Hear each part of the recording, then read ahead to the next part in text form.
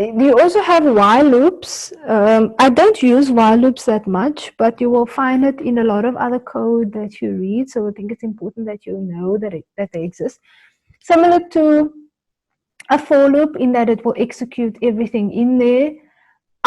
But in this case, in the for loop, it has an automatic stop in there because it will take on the variable name until whatever data you are looking at is, until it takes on the last variable in that data type that you're looking at. So in our case, we were looking at lists. It will take on each accession or snip in that list until the last one. Whereas in the while loop, you have to specify where it should start and where it should end. And it's very important, especially that you specify where it ends, because you can get yourself in a situation where the while loop does not terminate and you freeze your computer. Okay.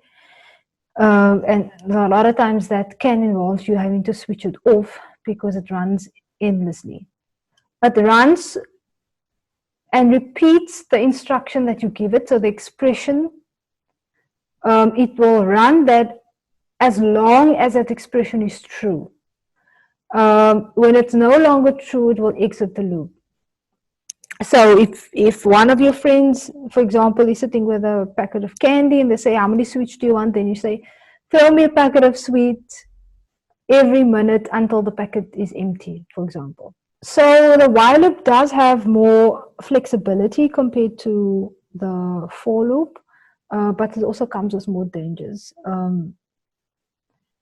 In the for loop, like I said, it ends automatically, but in a while loop, you can freeze it. So what it normally entails is you need to create a starting point.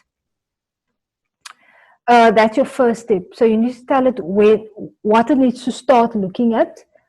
Then you need to state that the condition that needs to be satisfied in your expression, and the statement that it needs to execute if that condition is true.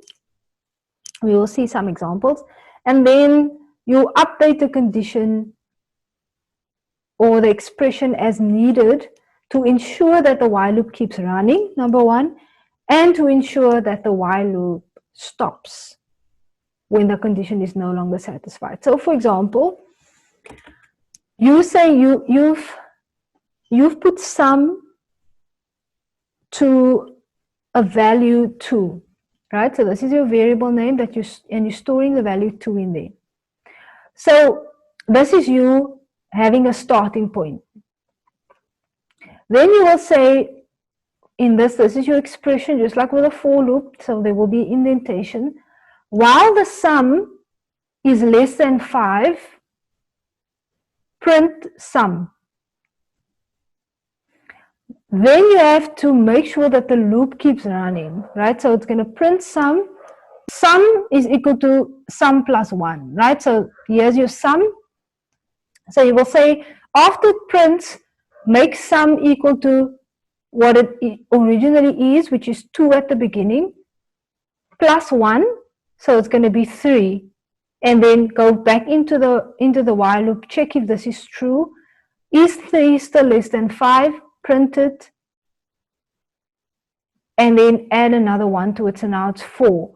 So obviously by the time this comes to 5 is 5, while 5 is less than 5, print sum, then it will no longer print that, okay? So it stops at 4. So be careful that you don't put this before here, because in fact, let's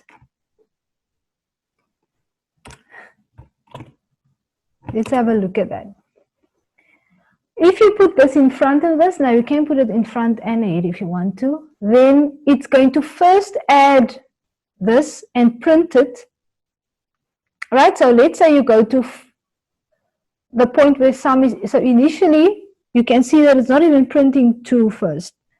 It's going straight and it's saying, if it's taking on sum as 2 and it's saying, is 2 less than 5? then add 1, which is 3, and then print sum. So now when it gets to 4, it goes, is 4 less than 5? Add 1, print this. Okay, so it's printing 5 as well when that is not what you want. And that's because you've put this, you've told it to add, you told it, check if the condition gets satisfied, but before you print it, first add 1 to it. So just also be careful that you are aware of what you want. If you want that, that's fine, but usually, like I said, that's not what you want. You want it to print up until you get to the number before 5, because you want the number less than 5. So again, while loops can be slightly more complicated. So just make sure that you know that you stop this and make sure that this is here, because if this is not here, then this will take on the value 2. It will print sum. There's nothing giving it an indication of when it must stop, so it will keep going up. Say, oh, it's less than 2, print 2, print 2, print 2, print 2, because print 2 keeps staying less than 5, and there's nothing stopping the while loop.